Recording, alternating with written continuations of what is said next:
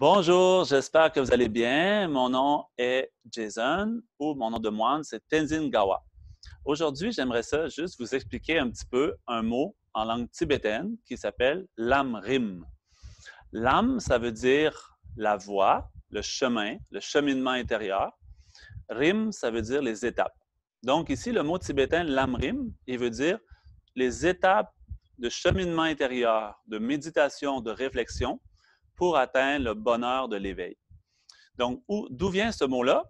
Donc, à l'origine, c'est sûr que l'enseignement bouddhiste, de la philosophie bouddhiste, vient d'un maître indien qui s'appelle Siddhartha Gautama.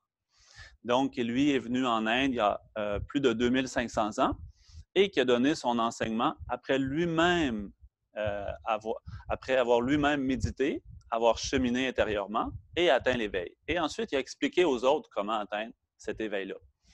Donc, son enseignement comprend plusieurs niveaux. C'est très vaste, c'est très profond.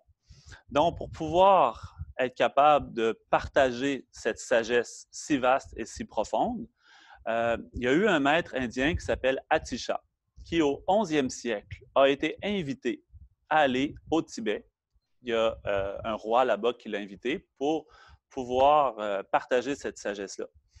Donc, Atisha, quand il est allé, pour pouvoir rendre accessible cet enseignement-là, si vaste et si profond à tout le monde, donc il a composé un court texte qui présentait toutes les étapes de méditation pour cheminer vers le bonheur de l'éveil.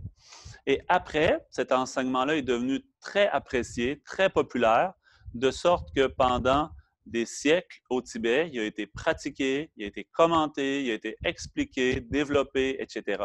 Donc, encore aujourd'hui, dans la tradition tibétaine, cet enseignement-là est très mis de l'avant, très important. Et donc aussi maintenant, de nos jours, l'enseignement de la philosophie bouddhiste reçoit de plus en plus d'intérêt des gens. Donc comme ça, cet enseignement-là est très approprié.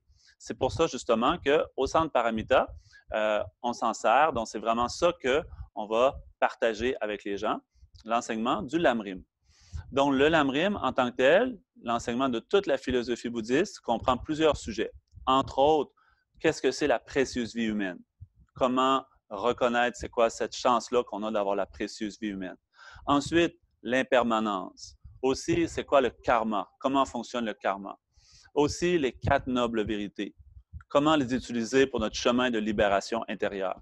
Ensuite, développer la compassion, l'amour pour tous les êtres sensibles. Et aussi la patience. Et aussi, donc, la concentration et la sagesse pour développer le calme mental, la vision supérieure, ce qu'on appelle en sanskrit shamatha vipassana. Donc, c'est tout ça. L'enseignement du Lamrim, ça comprend tous les sujets de l'enseignement du Bouddha, de la philosophie bouddhiste, sur comment cheminer intérieurement, étape par étape, vers le bonheur de l'éveil, par la réflexion et la méditation. Donc, c'est ça que signifie ce mot-là, Lamrim, en langue tibétaine.